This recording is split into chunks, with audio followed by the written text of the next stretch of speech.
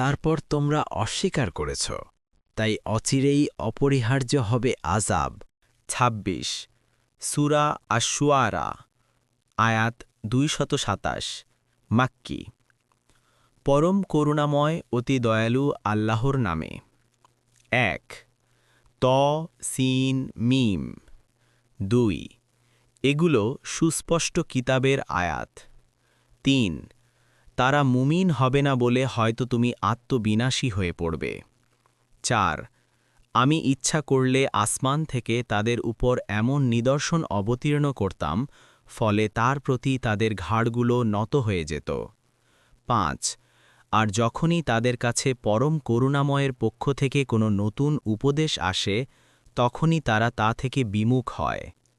৬ অতএব অবশ্যই তারা অস্বীকার করেছে, কাজেই তারা যা নিয়ে ঠাট্টা বিদ্রূপ করত তার সংবাদ অচিরেই তাদের কাছে এসে পড়বে।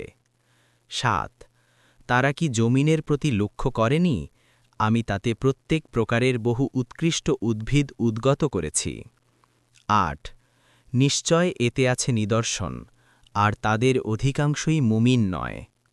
৯ আর নিশ্চয় তোমার রব, তিনি তো মহাপরাক্রমশালী পরম দয়ালু।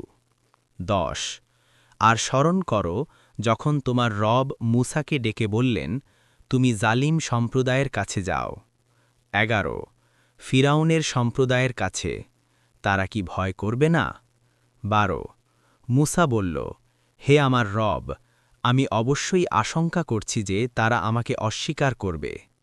১৩ আর আমার বক্ষ সংকুচিত হয়ে যাচ্ছে, আমার জিহবা চলছে না, সুতরাং আপনি হারুনের প্রতি ওহী পাঠান।